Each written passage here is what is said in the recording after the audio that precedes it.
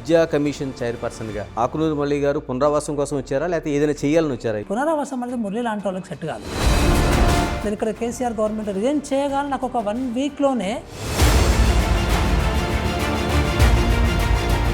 విద్యా కమిషన్ తరఫున ఫీజు రెగ్యులేషన్తో పాటు మిగతా ఆలోచనలు ఏమున్నాయి? కేసీఆర్ ఉన్నప్పుడు డైరెక్షన్ రివర్స్లో ఉండే. మీరు కమిట్మెంట్తో ఇస్తున్న రిపోర్ట్స్ సారాంశాన్ని రేవంత్ సర్కార్ అంత కమిట్మెంట్తో ఉందని అనిపిస్తుందా మీకు? కమిషన్ వేపును తెప్పించుకోవచ్చు కదా. మురళి గారి వర్గీకరణ సంబంధించి ఫస్ట్ నుంచి కూడా ఒక స్టాండ్ ఉంది. At the same time Mandakrishna మాదిగని ఎందుకు వ్యతిరేకించాల్సిన అవసరం వస్తుంది? అందరూ సమానంగా ఉండొద్దు, డెఫినెట్గా మేము అప్రోచ్ చేస్తాం. అందుకే నేను ప్రమాదకరం అంటున్నాను బీజేపీ అనేది. నిజంగానే ఒక దేశం కానీ ఒక రాష్ట్రం కానీ అభివృద్ధి చెందాలంటే కులగణన ఖచ్చితంగా జరిగి తీరాల్సిన అవసరం ఉందంటారా? ఒక ఐఏఎస్ ఆఫీసర్కి, ఒక రాజకీయ నాయకునికి, ఒక వ్యాపారస్తునికి, ఒక కాంట్రాక్టర్కి కులం పనిచేదా? Yes or no? అంటే ఇంత విస్తృతంగా మాట్లాడుతున్న ఆకునూరి మురళి గారికి కులం పిచ్చి లేదా? జోక్ ఇది. 10 ఏళ్ళుగా తెలంగాణ రాష్ట్ర ఆవిర్భావం జరిగింది, ఎందుకు అంత ఎడ్యుకేషన్ వెనకాలాల్సిన అవసరం వచ్చింది? ఎందుకంటే కేసీఆర్ గారు విద్యని ధ్వంసం చేయాలని అనుకున్నాడు, అంటే ప్రభుత్వ విద్యను ధ్వంసం చేయాలనుకున్నాడు. ప్రవీణ్ కుమార్ పైన మీరు ఒక జోకర్లా మాట్లాడారు, ఐపీఎస్ పదవికి మీకు భంగం కలిగిస్తున్నారు, ఆ స్థాయి లేదని చెప్తున్నారు మీరు డైరెక్ట్గానే. చెప్పాను. Welcome to Big TV. Telangana విద్యా కమిషన్ చైర్పర్సన్ ఆకునూరి మురళి మనతో ఉన్నారు. మురళి గారు నమస్తే. నమస్కారం అండి. సార్, దాదాపుగా ప్రైవేట్ స్కూల్ సంబంధించి, ఎందుకంటే విద్యా కమిషన్ చైర్పర్సన్గా ఉన్నారు, మీరు ఒక ఎక్సర్సైజ్ చేస్తున్నారు. ప్రైవేట్ స్కూల్లో ఫీజులు కావచ్చు, మిగతా అంశాలపైన తెలంగాణ రాష్ట్రంలో 10 ఏళ్లుగా తల్లిదండ్రులు అనేక ఉద్యమాలు చేశారు, ఆందోళన నిర్వహించారు. గత ప్రభుత్వం వీటిని అణిచివేసే ప్రయత్నం ఎక్కువ చేసింది. ఇప్పుడు ఈ ప్రభుత్వం ఏం చేయబోతుంది? అంటే ప్రభుత్వంలో అంటే ముఖ్యమంత్రి గారు ముఖ్యంగా ఈ ప్రైవేట్ స్కూల్స్ ఫీ రెగ్యులేషన్కి సంబంధించి సీరియస్గా ఉన్నారు ఆయన. సో అంటే ప్రైవేట్ స్కూల్స్ మనకు అవసరమే, ప్రస్తుత పరిస్థితులలో చాలా అవసరమే ఉంది అది. ఎందుకంటే గవర్నమెంట్లో చాలా రిఫార్మ్స్ తేవాల్సిన అవసరం ఉంది. సో ప్రభుత్వ స్కూల్స్లో క్వాలిటీకి సంబంధించి చాలా ఇష్యూస్ ఉన్నవి, వాటిని సరిచేయడానికి మేమందరం ప్రయత్నం చేస్తున్నాము. దానికి సంబంధించినటువంటి సంస్కరణలు కూడా విద్యా కమిషన్ రికమెండ్ చేయబోతుంది.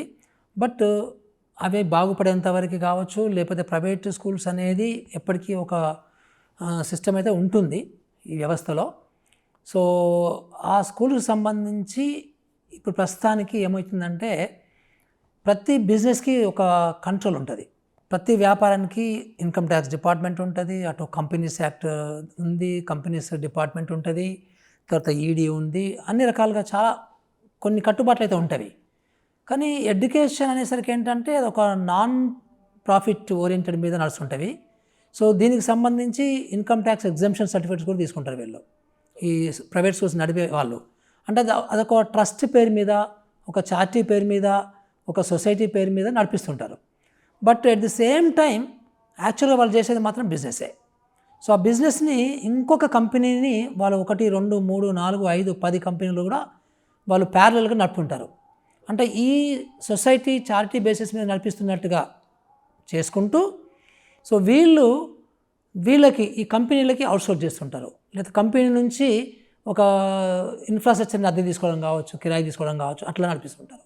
అంటే ప్యారలల్గా ఇది మొత్తం కలిపి ఒక బిజినెస్ వ్యవస్థ, ఇది చారిటీ వ్యవస్థ కాదు, అది మనందరికీ తెలుసు క్లియర్గా. కానీ బట్ దీనికి కంట్రోల్, అంటే కంట్రోల్ అనే పదం కూడా నేను వాడను, రెగ్యులేషన్ చేయాల్సిన అవసరం మాత్రం బాగుంది. సో దేశంలో ఉన్నటువంటి చాలా హైకోర్టులు, సుప్రీంకోర్టులు చాలాసార్లు కూడా దీన్ని రిపీటెడ్గా అంటూ ఉంది, ఏంటంటే వీటిని రెగ్యులేషన్ చేయాల్సినటువంటి అవసరం ఉంది, ప్రభుత్వాలు రెగ్యులేషన్ చేయొచ్చు అనే ఒక జడ్జిమెంట్స్ కూడా చాలా ఇప్పటికే ఇవ్వడం జరిగిందనమాట. సో మేము కూడా ఏదో వీటిని బాగా కంట్రోల్ చేయాలి అనే దాంతో కాకుండా, సో ఇటు వీళ్ళు హ్యాపీగా ఉండాలి, అంటే ప్రైవేట్ స్కూల్స్ అసోసియేషన్ వాళ్ళు హ్యాపీగానే ఉండాలి, పేరెంట్స్ కూడా హ్యాపీగానే ఉండాలి. కానీ ఈ ప్రైవేట్ మేనేజ్మెంట్స్ మమ్మల్ని భయంకరంగా ఎక్స్‌ప్లాయిట్ చేస్తున్నారు అనేది రాకూడదు. ఓకే. సో ఇది నేను ఎందుకు చెప్తున్నానంటే, చూడండి, ఒక స్కూల్ ఏ, స్కూల్ బి ఉంది. సో స్కూల్ ఏలో కూడా సేమ్ టైప్ ఆఫ్ ఇన్ఫ్రాస్ట్రక్చర్ ఉంది, same type of quality teachers ఉన్నారు, same type of play ground ఉంది, సేమ్ టైప్ ఆఫ్ ఫెసిలిటీస్ ఉన్నవి. సో బీలో కూడా ఇవే ఫెసిలిటీస్ ఇక్కడే ఉన్నాయి, 2 సేమ్ టు సేమ్ ఉన్నవి. కానీ ఈ స్కూల్లోనేమో ₹1,00,000 ఉంటే ఈ స్కూల్లో 4 లక్షల రూపాయలు ఉంది, లేకపోతే ఇంకొక ఎక్స్ అండ్ వై తీసుకుంటే ఇక్కడ 30,000 ఉంటే ఇక్కడ 2 లక్షలు ఉంది. అంటే ఆ తేడా అనేది చాలా స్పష్టంగా కనబడుతుంది. ఆ తేడాలోనే తెలిసిపోతుంది ఏంటంటే ఇది ఒకరు ఎక్స్పెక్ట్ చేస్తున్నారు ఇక్కడ అనేది. సో ఇప్పుడు చార్టీ స్కూల్స్ లేవని కాదు, చార్టీ స్కూల్స్ ఉన్నవి. ఇప్పుడు భారతీయ విద్యాభవన్ లాంటి స్కూల్స్ ఉన్నవి, అట్లాగే ఓబుల్ రెడ్డి ఫౌండేషన్ వాళ్ళకి సంబంధించిన స్కూల్స్ ఉన్నవి. ఇవి చార్టీ స్కూల్స్ అని చెప్పుకోవచ్చు మనము. ఇప్పుడు అదే సేమ్ అంతే ఇన్ఫ్రాస్ట్రక్చర్ ఉన్నటువంటి బయట ఉన్నటువంటి వేరే బిజినెస్ చేసే ప్రైవేట్ స్కూల్స్ మాత్రము వీటికంటే 3-4 రెట్ల ఫీజు ఎక్కువ తీసుకుంటున్నారు.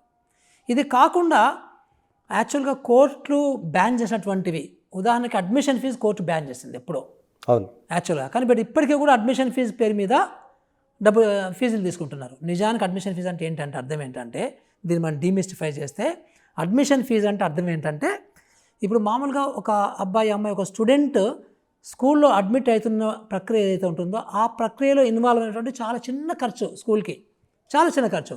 కానీ ఈరోజు అడ్మిషన్ ఫీజు పేరు మీద 1,000 రూపాయల నుంచి 65,000 రూపాయల వరకు తీసుకుంటున్నటువంటి సంఘటన మేము చూస్తున్నాం. అడ్మిషన్ ఫీజు, మళ్ళీ ట్యూషన్ ఫీజు పెద్దది, అది ఇంకోటి, అది జస్ట్ అడ్మిషన్ ఫీజు. అంటే ఈ అడ్మిషన్ ఫీజు ఎంత ఉండాలంటే, ఎంత పెద్ద కార్పొరేట్ అయిన స్కూల్ అయినా కానీ ఒక మ్యాక్సిమం ఒక 1,000 రూపాయల కంటే ఎక్కువ ఖర్చు కాదు. అంటే ఉదాహరణకు తల్లిదండ్రులు వస్తారు, వాళ్ళకి ఒక కూల్ డ్రింక్ ఇచ్చినావు ఫర్ ఎగ్జాంపుల్, సో కూర్చోబెట్టావు వాళ్ళని, సో ఒక ఏసీ రూమ్లో కూర్చోబెట్టావు నువ్వు, వాళ్ళకి ఒక బిస్కెట్లు ఇచ్చినావు, ఛాయ్ ఇచ్చినావు నువ్వు వాళ్ళకి.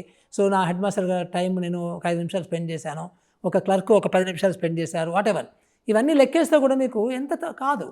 కానీ అది ఆ అడ్మిషన్ ఫీజు అనే పేరు మీద డొనేషన్ ఫీజు లాంటివి, సో బిల్డింగ్ ఫీజు అనేది, లేకపోతే వాళ్ళకి కావాల్సిన ప్రాఫిట్ని దాంట్లో చొప్పిస్తారు. ఏం చేద్దాం అనుకుంటున్నారు? ఇప్పుడు మీరు చెప్తున్నవన్నీ నిజంగానే ప్రాక్టికల్ ప్రాబ్లమ్స్ క్షేత్రస్థాయిలో ఉండేవి.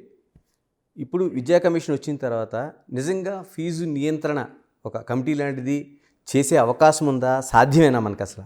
అనుకుంటే ఏదైనా సాధ్యమే, చాలా సింపుల్.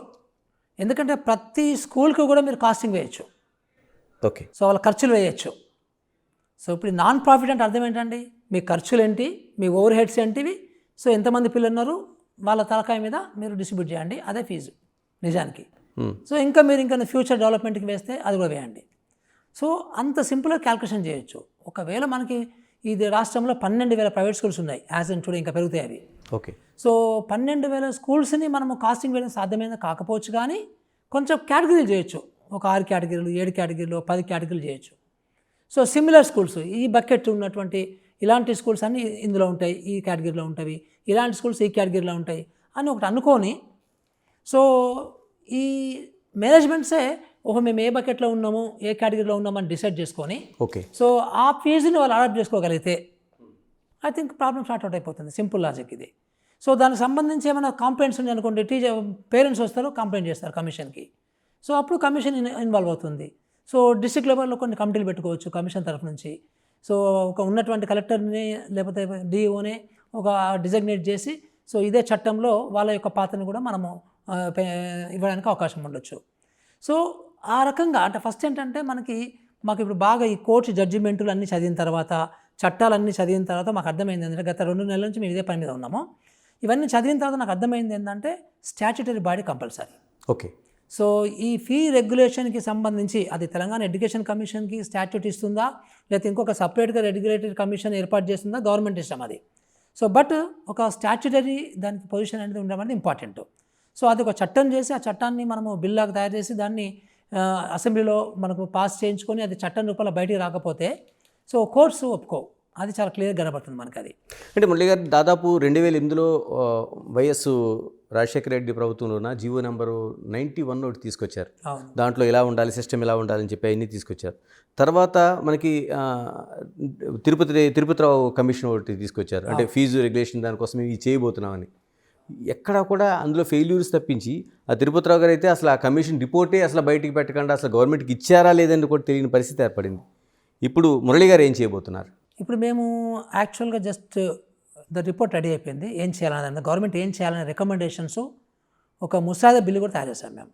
సో ఎట్లా ఉండాలి అసలు బిల్లు, ఎట్లా ఉండాలి, చట్టం ఎట్లా ఉండాలనేది ఇవన్నీ స్టడీ చేస్తాం మేము. అన్ని రకరకాల చట్టాలు స్టడీ చేసి, రకరకాల రాష్ట్రాల చట్టాలు జడ్జిమెంట్ చదివిన తర్వాత ఇది ఒకటి తయారు చేసి జస్ట్ ఈ వారంలో ఇచ్చేస్తాం మేము. అది మరి రెడీగా ఉంది. సో జస్ట్ గవర్నమెంట్తో ఇంకొక దఫా డిస్కషన్ పెట్టుకొని సో అది ఇచ్చేయడమే అయిపోతుంది అనమాట. అయిపోయిన తర్వాత అది ఎంత ఫాస్ట్గా చేయాలి, సో ఇది ఈ అకాడమిక్ ఇయర్కే చేయాలన్నా, వచ్చే అకాడమిక్ చేయాలన్నా ఈ అకాడమికర్కే చేయాలనుకుంటే దాన్ని ఫాస్ట్గా దాన్ని చట్ట రూపంలో తీసుకోవాల్సిన అవసరం ఉంటుంది. సో అది ముఖ్యమంత్రి గారు క్యాబినెట్ వాళ్ళు డెసిషన్ తీసుకుంటారు. మురళి గారు, దీంతోపాటు అంటే ఫీజులు, దాంతోపాటు ప్రధానంగా మనకు కనిపించేది డొనేషన్స్, తర్వాత వాళ్ళు స్కూల్ యూనిఫామ్ దగ్గర నుంచి, బూట్ల దగ్గర నుంచి, పుస్తకాల దగ్గర నుంచి అంటే ఒక వ్యాపారాన్ని నడుపుతూ ఉన్నారు. దీన్ని నియంత్రించే అవకాశం ఏమైనా ఉందా? 100%. ఇప్పుడు అదే ఈ చట్టంలో ఇవన్నీ పెట్టాం మేము, ఇవన్నీ ఎట్లా ఉండాలి ఏంటి అనేది. ఇప్పుడు యాక్చువల్గా అండి 2 రకాల ఫీజులు ఉండాలి అంతే. ఒకటేమో ట్యూషన్ ఫీజు ఉండాలి, రెండోదేమో ఆప్షనల్ ఫీజు. అంటే ఒక ఎక్స్కర్షన్ పోతున్నారు పిల్లలు, ఉదాహరణకి విశాఖపట్నం పోతున్నారు. సో ఆ ఎక్స్కర్షన్ ఫీజు కూడా దాని మీద కూడా ప్రాఫిట్ లేకుండా వాళ్ళు క్యాలిక్యులేట్ చేసి పేరెంట్స్కి ఇవ్వగలగాలి. ఇక మేము 30 మంది పిల్లల్ని తీసుకెళ్తున్నాము, సో వాళ్ళ ఖర్చులు, ఫ్లైట్ ఖర్చులు ఎంత, లేదా బస్ ఖర్చులు ఎంత, సో వాళ్ళకి ఉండడానికి హోటల్ ఖర్చు ఎంత, ఈ 10 హోటల్లో పెడుతున్నాము అని పెట్టి దానికి సంబంధించిన కాస్టింగ్ కూడా పేరెంట్స్కి చెప్పి, పేరెంట్స్ యొక్క విల్లింగ్నెస్ని అది కూడా కంపల్సరీ చేయకూడదు, ఆప్షనల్ అంటే. సో అలాంటి కొన్ని ఉంటాయి. ఉదాహరణకి ఒక పెద్ద పెద్ద స్కూళ్ళలో స్విమ్మింగ్ పూల్ ఉంటాయి. స్విమ్మింగ్ అందరూ చేయరు, నువ్వు అందరి మీద కాస్టింగ్ చేయడానికి లేదు. ఎంతమంది స్విమ్మింగ్ చేయడానికి ఒప్పుకుంటారో పేరెంట్స్ వాళ్ళ పిల్లలు, వాళ్ళకి మాత్రమే కాస్టింగ్ చేయాల్సి వస్తుంది నువ్వు. దట్ ఈజ్ ఆప్షనల్ ఫీజు అనమాట. ఇలాంటివి ఒక 3-4 రకాలు. ఉదాహరణకి కొన్ని చోట్ల మధ్యాహ్నం మీల్స్ పెడతారు, ఆ మీల్స్ కాస్ట్ కూడా I think they have to tell to parents. అది కూడా పేరెంట్స్ యొక్క ఇష్టం ఉంటేనే మీల్స్ చేయాలి, ఇష్టం లేకపోతే ఇంటి దగ్గర నుంచి లంచ్ తెచ్చుకోవాలి. సో ఇలాంటి కొన్ని ప్రొవిజన్స్ మనము చట్టంలో పెట్టడం అవుతుంది. సో దాన్ని బట్టి మనము ఈ స్కూల్స్ వ్యాపారం, అసలు ఫస్ట్ విద్యనే వ్యాపారం కాదు చట్టం ప్రకారము, అట్లాగే కాన్స్టిట్యూషన్ ప్రకారము. సో అలాంటిది వీళ్ళు ఇంకా రకరకాల వ్యాపారాలు చేస్తున్నారు. మీరు అన్నట్టుగా ఒక 1000 రూపాయల పుస్తకాలని వాళ్ళు 3000 రూపాయలకు అమ్ముకుంటున్నారు. అట్లాగే ఒక బస్సు కాస్టు, అదే డ్రైవరు, అదే బస్సు, అదే డీజిల్ కాస్టు, అదే పెట్రోల్ కాస్టు, అదే ఆయా కాస్టు.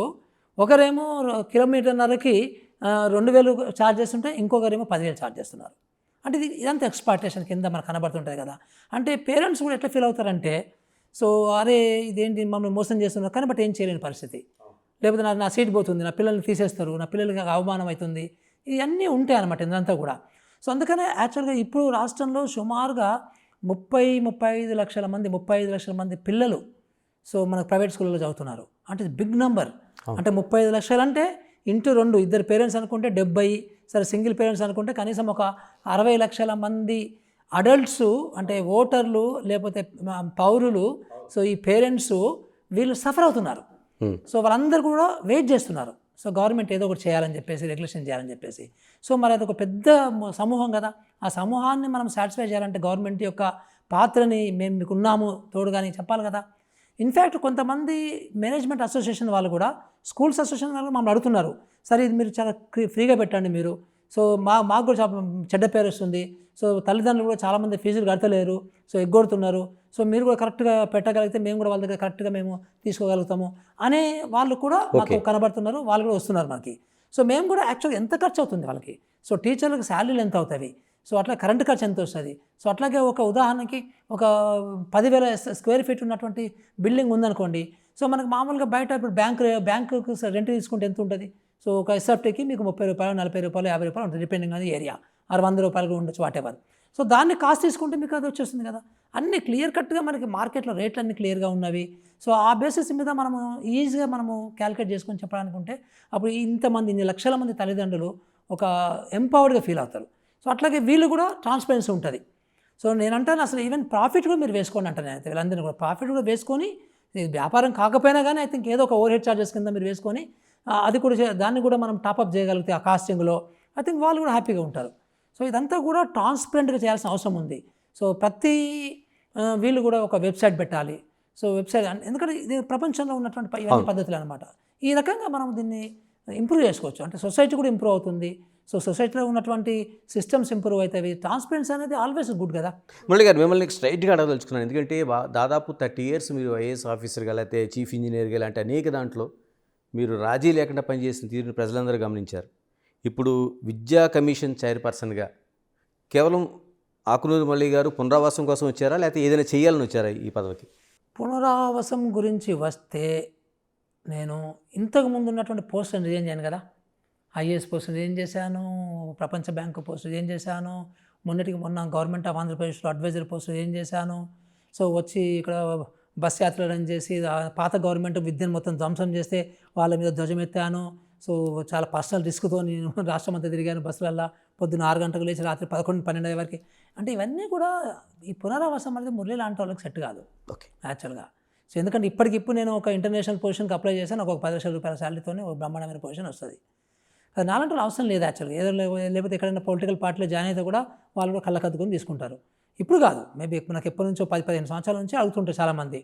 సో నేను ఆ బాపత్ కాదబ్బా, ఆ బాపతులు వేరే ఉంటారు. సో మీరు మేబీ ఐ థింక్ నా వర్క్ కూడా చూసుంటారు. సో అట్లా ఏదో చైర్మన్ లాగా పనిచేయను నేను. ఏదో ఒక మనకు కార్యశీలత దృష్ట్యా చేయాల్సినటువంటి పనులు చేస్తాను తప్ప ఏదో పునరావాసం కేసులు అది వేరే ఉంటాయి, ఆ కేసులు అన్నీ వేరే ఉంటాయి. అంటే అఫ్కోర్స్ అట్లా అడగడంలో ఒక ఇది ఉంది ఏంటంటే జనరల్గా ఇలాంటి పోస్టులు అన్నీ అట్లాగే ఉంటాయి. కానీ బట్ ముఖ్యమంత్రి గారు నాకు ఏదో పునరావాసంతో ఈ పోస్ట్ ఇవ్వలే. ఓకే. సో విద్య మీద ఉన్నటువంటి ఇప్పుడు నేను ఉదాహరణ చిన్న ఎగ్జాంపుల్ మీకు చెప్పాను. నేను ఇక్కడ కేసీఆర్ గవర్నమెంట్ రిజైన్ చేసి నేను రిజైన్ చేయగానే నాకు ఒక 1 వీక్లోనే జగన్మోహన్ రెడ్డి గారి నుంచి పిలుపు వచ్చింది. అవును. మరి అది పునరావాసమా? నాకు జగన్మోహన్ రెడ్డికి ఒక 0.1% కూడా ఫ్రెండ్షిప్ లేదు, అసలు ఇంతవరకు మాట్లాడింది లేదు, మొహం చూసుకునేది ఏమీ లేదు. కానీ బట్ మరి నాకు ఆయన ఎందుకు ఆఫర్ చేస్తాడు? అది పునరావాసమా? ఎందుకంటే నాకు స్కిల్ ఉంది కాబట్టి, కమిట్మెంట్ ఉంది కాబట్టి, ఎక్స్పీరియన్స్ ఉంది కాబట్టి తీసుకున్నారు. నేను అది ప్రూవ్ కూడా చేశాను కదా అక్కడ 3 సంవత్సరాలు. సో ఎక్కడైనా మీరు ఆంధ్రలో అడగండి, ఎవరు నా గురించి చెప్తారు మీకు కదా. అది పునరావాసం అయితే మరి ఇది కూడా పునరావాసమే. అది పునరావాసం అయితే ఆంధ్రలో నా అపాయింట్మెంట్ ఇది కూడా పునరావాసమే. అది పునరావాసం కాకపోతే ఇది కూడా పునరావాసం కాదు. అంటే నాడు నేడు లాంటిది మీరు ఆంధ్రప్రదేశ్లో ఒక సంస్కరణ తీసుకొచ్చారు, నిజంగానే ఒక విప్లవం అని చెప్పాలి. స్కూల్స్లో చాలా మంచి రిజల్ట్స్ వచ్చింది. ఎందుకని జనాలు దాన్ని అంటే మళ్ళీ తిరిగి గవర్నమెంట్ ఏర్పాటు చేయడంలో ఏమాత్రం కూడా ఇంత పర్సెంట్ కూడా అది దోహదపడలేకపోయింది? నేను చాలామందికి రిప్లై కూడా ఇస్తున్నాను ఈ మధ్యకాలంలో. ఏంటంటే ఫస్ట్ థింగ్, ప్రభుత్వాలు ఓడిపోవడాలు గెలవడాలు అనేది ఏ ఒక్క ఫ్యాక్టర్ మీద ఆధారపడి ఉండదు. ఓకే, గుర్తుపెట్టుకోండి మీరు. ఇవాళ రేపు విజిబుల్ యాక్టివిటీస్ చేయాలి గవర్నమెంట్లో, తర్వాత వాళ్ళకి కావాల్సినటువంటి ఈ డబ్బు పందేరం కూడా చేయాలి. అంటే డబ్బు పందేరం అంటే నేను చెప్పేది official tools. So like Rythu Bharosa లాంటివి అవి కూడా చేయాలి. తర్వాత పర్సెప్షన్ మేనేజ్మెంట్ కూడా చేయాలి. అంటే ఈ మీడియా అనేది భయంకరంగా ఉంది ఈరోజు. అది పాజిటివ్ కావచ్చు, నెగిటివ్ కావచ్చు, చాలా ఎఫెక్టివ్గా ఉంది. సో ఈ మీడియా మేనేజ్మెంట్ పొలిటీషియన్స్ చేస్తున్నారు, పొలిటికల్ పార్టీస్ చేస్తున్నాయి. మనకు అందరికీ తెలుసు దేశంలో మారిపోయింది మీడియా, ఒక ల్యాండ్స్కేపే మారిపోయింది మొత్తము. సో ఇప్పుడు ఎంత పర్సంటేజ్ ఆఫ్ మీడియాస్ ఒక పార్టీకి ఉంటే ఆ పార్టీకి అడ్వాంటేజ్ వస్తుంది. సో ఈ perception management through social media కావచ్చు, మెయిన్ మీడియా కావచ్చు. సో ఇలాంటివి 4-5 రకాలుగా మీరు చేస్తే తప్ప, అది కాకుండా సెల్ఫ్ గోల్స్ చేయొద్దు. సో ఇవన్నీ చేస్తే తప్ప గెలవరండి. నేను ఒకటే మాట ఏం చెప్తున్నాను అంటే, అప్పుడున్నటువంటి గవర్నమెంట్, జగన్మోహన్ రెడ్డి గవర్నమెంట్ కావచ్చు, స్కూల్ చేసింది, ఆయనకు పర్సెంటేజ్ ఆఫ్ ఓట్లు చాలా వచ్చింది చూసారా మీరు. సో దగ్గర 40% ఓట్లు వచ్చినాయి. మరి ఆ 40% ఓట్లు ఎక్కడి నుంచి వచ్చినాయి? సో డెఫినెట్గా ఇది కూడా కాంట్రిబ్యూట్ చేసి ఉంటుంది కదా. So it's not that easy to get that kind of percentage of votes. It's thing కదా. సో అట్లా ఈజ్ నాట్ లైక్ అట్లా అనుకుంటే మీకు కేజ్రీవాల్ గారు ఢిల్లీలోనే గెలవడం కాదు, పంజాబ్లో గెలిచాడు. పంజాబ్లో ప్రజలందరూ ఏం చూసి గెలిపించింది ఆయన్ని? స్కూల్సే కదా. ఆయన స్కూల్స్ బాగా చేస్తాడు, హాస్పిటల్స్ బాగా చేస్తాడు. ఈ రెండే మెయిన్ చేసింది ఆయన, ఇంక వేరే ఏం చేయలే.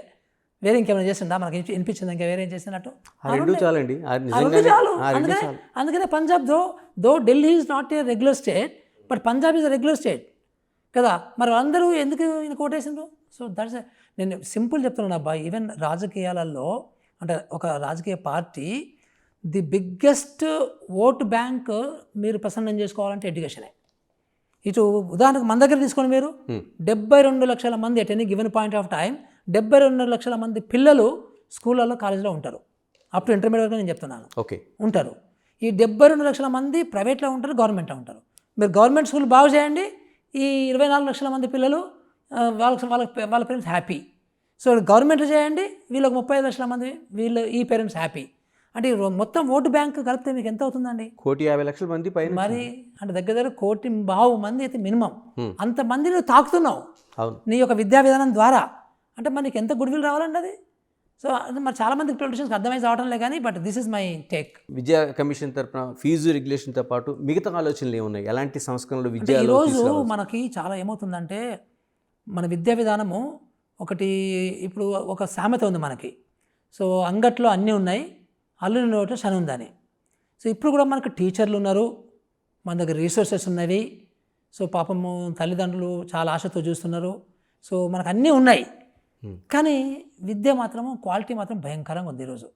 మన రాష్ట్రము 37 రాష్ట్రాలకి సంబంధించి, అంటే 30 అంటే రాష్ట్రాలు ప్లస్ యూనియన్ టెరిటరీస్, కేంద్ర పాలిత ప్రాంతాలు కలుపుకుంటే 30 ఉంటే అందులో ర్యాంకు మంది 36 ర్యాంకు తెలంగాణ ర్యాంకు. అంటే నాణ్యమైన విద్యకు సంబంధించిన ర్యాంక్ 36, అంటే లాస్ట్ ర్యాంక్ ఆల్మోస్ట్. అంత దారుణంగా ఉంది. ఇప్పటికీ అట్లాగే ఉంది, ఇంకా పెరగలే మంచిగా, ఇంకా చాలా తీసుకురావాలి. రేవంత్ రెడ్డి గారి గవర్నమెంట్ చాలా మార్పులు సంస్కరణ తీసుకొస్తే తప్ప జరగదు అది. సో క్వాలిటీ ఆఫ్ ఎడ్యుకేషన్ అనేది ఇంపార్టెంట్. దానికి సంబంధించి పూర్వ ప్రాథమిక విద్య అంటాం, ప్రీ ప్రైమరీ ఎడ్యుకేషన్ అంటాము, అక్కడి నుంచి నరుకుంటూ రావాలి.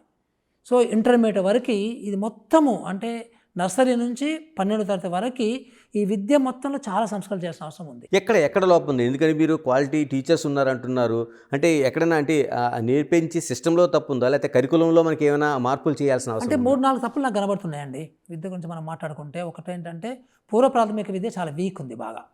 సో అంగన్వాడీ సెంటర్లు పాపం అంగన్వాడీ వర్కర్ చాలా మంచి వాళ్ళకి ఏదైతే వచ్చింది చెప్తున్నారు కానీ but that whole anganwadi system is not designed to take care of pre school education.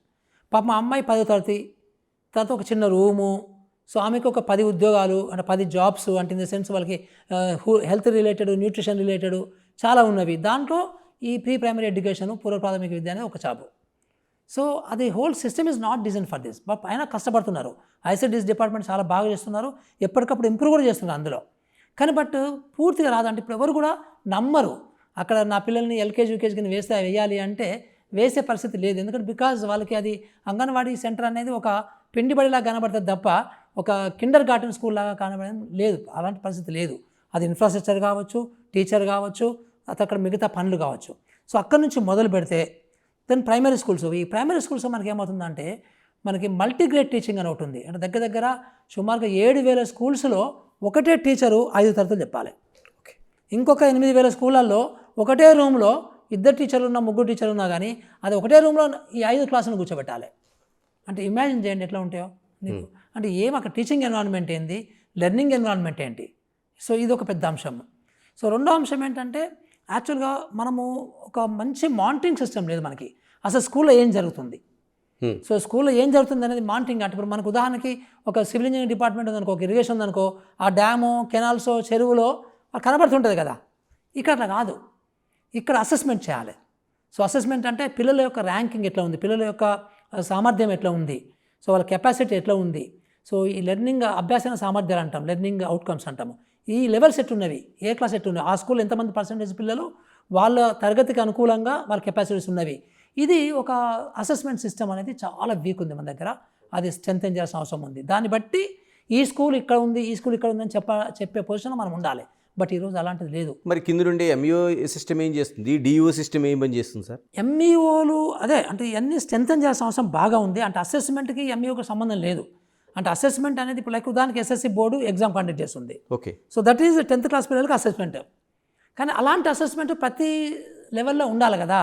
So దానికి సంబంధించి ఒక మెకానిజం డిజైన్ చేయలేదు ప్రాపర్గా. ఓకే. సో ఇప్పుడు మనకి అసర్ వాళ్ళు, ప్రథమ్ ఫౌండేషన్ వాళ్ళు మనకి సంవత్సరానికి ఒకసారి ప్రతి రాష్ట్రంలో శాంపుల్గా తీసుకుంటారు. అక్కడక్కడ తీసుకొని ఇక్కడ ఇంతమంది పిల్లలు చదవలేకపోతున్నారని చెప్తారు. ప్రస్తుతానికి అదే అసెస్మెంట్ మనకి. ఆ ఎస్ఆర్ రిపోర్ట్ చూస్తుంటే మనకు ఆశ్చర్యం కలుగుతుంది. ఎందుకంటే 7th క్లాస్ పిల్లడు కనీసం 2nd క్లాస్ 3rd క్లాస్ కూడా అందుకోలేకపోతున్నాడు. ఎగ్జాక్ట్. అది ప్రథమ్ వాళ్ళు చేసే శాంపుల్ బేస్డ్గా సర్వే ఏదైతే ఉందో, అసెస్మెంట్ ఏదైతే ఉందో దాన్ని 100% చేయాలి. మనం 100% చేయడానికి కావాల్సినటువంటి మెకానిజం పెట్టాలి. సో అసెస్మెంట్ సిస్టమ్ లేకపోవడం అనేది ఒక ఇష్యూ. తర్వాత ఇప్పుడు స్కూల్ అంటే ఇప్పుడు ప్రైవేట్ స్కూల్లో ఎట్లా ఉందంటే మాకు పబ్లిక్ హియరింగ్స్ పెట్టాము మేము చాలా చోట్ల అందరితో, తల్లిదండ్రులతో మేము చాలా మీటింగ్లు పెట్టాము, టీచర్స్తో చాలా మీటింగ్లు పెట్టాము. అన్ని చోట్ల మాకు వినబడుతుంది ఏంటంటే ఇలాంటివి 5 మందికి ఒక స్కూలు, 10 మందికి ఒక స్కూలు, ఇలాంటి వాటి వలన బాగా నష్టం జరుగుతుంది. ఆ స్కూల్ ఎన్విరాన్మెంట్ లేకపోవడం అనేది. వీటిని కొంచెం ఇంటిగ్రేట్ చేయగలిగితే, సో దీనికి సంబంధించి యాక్సెస్ ఉండాలి కాబట్టి కొంచెం బస్సింగ్ సిస్టమ్ పెట్టగలిగితే సో అప్పుడు చాలా ఇంప్రూవ్మెంట్ జరుగుతుందని చెప్పేసి చాలామంది మాకు చెప్తూ ఉన్నారు. సో దానికి సంబంధించి మేము కూడా బాగా స్టడీ చేస్తున్నాం, అన్ని దేశాలవి, సో అన్ని రాష్ట్రాలవి, ప్లస్ ఇదంతా అందరితో మాట్లాడుకుంటూ. సో అది ఆ స్కూల్ సంస్కరణ అనేది ఒకటి రావాల్సిన అవసరం మనకు ఒకటి ఉంటుంది. అట్లాగే ఇంటర్మీడియట్ ఎడ్యుకేషన్ సంబంధించి సో పెద్ద ఇంటర్మీడియట్ కాలేజీలు ఉన్నవి, బుల్లి ఇంటర్మీడియట్ కాలేజీలు ఉన్నవి. సో అటేమో లెక్చరర్ తక్కువ ఉంటారు, ఇక్కడ లెక్చరర్ ఎక్కువ ఉంటారు. సో ఇది కూడా గందరగోళమైన సిస్టమ్ ఉంది. అంటే మనకు వాల్యూ ఫర్ మనీ, మనం ఎంత ఖర్చు పెడుతున్నామో, మనం ఎంత తీసుకుంటున్నామో అని లెక్కేస్తే మన స్కూల్ కానీ మనకు జూనియర్ కాలేజీలు కానీ చాలా దారుణంగా ఉంది పరిస్థితి. అంటే వెన్ కంపేర్ టు ప్రైవేట్ వాళ్ళతో కంపేర్ చేస్తే పర్ స్టూడెంట్ ఖర్చులు మనము చాలా ఎక్కువ ఖర్చు పెడుతున్నాము, కానీ మనకు వచ్చే క్వాలిటీ మాత్రం చాలా తక్కువగా ఉంది. సో ఇవన్నిటికీ సంస్కరణ చేయాల్సిన అవసరం ఉందన్నమాట. ఏం చేస్తే టీచర్ల సంఖ్య బాగుంది, లెక్చర్ల సంఖ్య బాగుంది, కానీ బట్ పిల్లలు ఉండలేరు. ఉదాహరణకి మీకు చూడండి, 10th క్లాస్ కాగానే అది ఎంత పెద్ద ప్రైవేట్ స్కూల్ అయినా కానీ, ఈవెన్ భారతీయ విద్యాభవన్, ఈవెన్ ఇది కూడా వీటి కూడా, ఈవెన్ ఓక్రిడ్జ్ కూడా, వాళ్ళు 10th క్లాస్ పాస్ కాగానే అక్కడ ఇంటర్మీడియట్ స్టడీ చేయడం లేదు. ఎక్కడికి పోతున్నారు వాళ్ళు? చైతన్య నారాయణ లాంటి ట్యూటర్స్కి పోతున్నారు. సో ఇప్పుడు మరి అలాంటి ట్యూటోరియల్స్ ఇప్పుడు మన గవర్నమెంట్ స్కూల్ కూడా పెట్టాలి కదా, గవర్నమెంట్ కాలేజీలో పెట్టాలి కదా. దట్ ఈస్ ద నీడ్ అనుకున్నప్పుడు అంటే ఈరోజు చాలా అప్పులు చేసి వీళ్ళందరూ కూడా తల్లిదండ్రులందరూ కూడా అంటే 80% మంది తల్లిదండ్రులు అప్పులు చేసి పిల్లల్ని ప్రైవేట్ స్కూల్కి పంపిస్తున్నారు, అప్పులు చేసి నారాయణ కోచింగ్కి పంపిస్తున్నారు. మరి వీళ్ళందరికీ పాపం సఫర్ అవుతున్నారు కదా. సో అక్కడ లేనిదేంటి, అక్కడ ఉన్నదేంటి, ఇక్కడ లేనిదేంటి అని మనం మాట్లాడుకోవాలి కదా, మాట్లాడుకుని మన స్కూల్లో కూడా పెట్టాలి కదా. సో ఇట్లా చాలా సంస్కరణలు ఉన్నాయన్నమాట ఇవన్నీ కూడా. సో మనకి లైబ్రరీస్ లేవు, మనకి ల్యాబొరేటరీస్ లేవు, మనకి ఎక్స్ట్రా కరికులర్ యాక్టివిటీస్ లేవు, ఇవన్నీ పెట్టుకోవచ్చు. మనకి ల్యాండ్స్ ఉన్నవి, గ్రౌండ్స్ ఉన్నవి, పీటీ టీచర్లు ఉన్నారు. ఇప్పుడు మనకి దగ్గర దగ్గర ఒక 3,000 మంది పీఈటీ టీచర్స్ ఉన్నారు. అంటే మనకి ఈ డ్రిల్ టీచర్స్ అంటాం కదా, గేమ్స్ టీచర్స్ ఉన్నారు. మరి మీకు ఎన్ని టీమ్స్ మనకు ప్రోత్సహించిన వాళ్ళు, ఎన్ని టీమ్స్ ఆడుతున్నారు, అసలు ఎక్కడన్నా మనకు ఆడుతున్నట్టు కనబడుతుంది ఎక్కడన్నా పోతే మనకి ఇంతవరకు. అదే మీరు కేరళకి వెళ్ళండి, వాళ్ళు జెర్సీలు వేసుకొని ఫుట్బాల్ ఆడుతుంటారు, జెర్సీలు వేసుకొని వాలీబాల్, బాస్కెట్ బాల్ ఇవన్నీ ఆడుతుంటారు కదా. మరి మన దగ్గర అక్కడ అలాంటి ఎన్విరాన్మెంట్ లేదే. సో ఇవన్నీ మార్పులు చేర్పులు చాలా చేయాల్సిన అవసరం ఉంది మనకి. అంటే తల్లిదండ్రుల మైండ్ సెట్ మనం చూసుకుంటే ఒకసారి అంటే ఎందుకు ప్రభుత్వ స్కూల్లోకి పంపించటం లేదు అంటే స్కూల్కి పంపించేటప్పుడు ప్రభుత్వ స్కూల్ వద్దు, ఉద్యోగం వచ్చేప్పటికి గవర్నమెంట్ ఉద్యోగం కావాలి అంటే ఎక్కడ మనం ఎందుకు ఆ నమ్మకాన్ని మనం తల్లిదండ్రుల తప్పు లేదు, ఎందుకు కల్పించలేకపోతున్నాం మనం? అది ప్రభుత్వం కల్పించాలి. సో స్కూల్ ఎడ్యుకేషన్ కల్పించాలి, సో టీచర్లు కల్పించాలి, ఆ ఎన్విరాన్మెంట్ క్రియేట్ చేయాలి. సో ఇప్పుడు అదే కదా మేము దాని మీద ఎక్సర్సైజ్ చేస్తున్నాం, ఏం చేయాలని దాని మీద. సో ఇప్పుడు మేమందరం మా ముఖ్యమంత్రి గారు అందరం కూర్చొని ఈ సంస్థలకు సంబంధించి డిఫరెంట్గా మాట్లాడతాము. సో దానికి సంబంధించి ఆ డైరెక్షన్ సెట్ చేయాలి ఫస్ట్. సో మనకి ఇప్పటికీ ఓవర్ నైట్ మార్పులు ఇంపాసిబుల్ అనమాట. దాన్ని పని చేయాలి, ఒక 3 సంవత్సరాల నుంచి 10 సంవత్సరాలు పని చేయాలి. చేస్తే మనకు కొంత మార్పు కనబడుతుంటుంది. కానీ ఆ డైరెక్షన్ కరెక్ట్ ఉందా లేదో చూసుకోవాలి మనం. కేసీఆర్ ఉన్నప్పుడు ఆ డైరెక్షన్ రివర్స్లో ఉండే. ఓకే. సో ధ్వంస రచనలో ఆయన ప్రోగ్రెస్లో ఉండే, బాగా స్కూల్స్ని ధ్వంస రచించడంలో నెంబర్ 1 అయ్యిండు. వెనకాలకు ఉండేది, దాన్ని ఇప్పుడు సెట్ చేసి ముందు తీసుకెళ్ళాలి. సో ఆ ముందుకు తీసుకెళ్లే ప్రక్రియలో మనకి ఒక రోడ్డు కట్టినట్టు, ఒక బిల్డింగ్ కట్టినట్టు అట్లా మనకు కనబడదు. ఇదంతా కూడా బిల్డింగ్లో కనబడుతుండొచ్చు, బట్ క్వాలిటీ ఎడ్యుకేషన్ కనబడాలంటే మీకు పీజీఐ ఇండెక్స్, నేషనల్ ఇండెక్స్లో, నాస్లో, పీజీఐలో మన ర్యాంకులు పైకి పెరగాలంటే కొంచెం ప్రాసెస్, ఒక 3 years మనం ఫోకస్ చేస్తే డెఫినెట్గా ఇంప్రూవ్ అవుతుంది. ఇలా మీరు చేస్తున్న ఈ ఎక్సర్సైజ్ అంటే మురళి గారు లాంటి వాళ్ళు కావచ్చు, లేకపోతే విద్యా కమిషన్ లాంటి చేస్తున్న ఒక రిపోర్ట్స్ కావచ్చు, మీరు కమిట్మెంట్తో ఇస్తున్న రిపోర్ట్స్ సారాంశాన్ని రేవంత్ సర్కార్ అంత కమిట్మెంట్తో ఉందని అనిపిస్తుందా మీకు? అంటే మీరు ఎందుకు అంత టైం ఎందుకు, మీకు కొంచెం తెలిసిపోతుంది కదా మీకు. మీకేమనిపిస్తుంది అంటే మీరు వెళ్తున్న ఈ ప్రయాణంలో గవర్నమెంట్కి ఆ కమిట్మెంట్, గవర్నమెంట్ కమిట్మెంట్ లేకపోతే కమిషన్ ఎందుకు వేస్తుంది?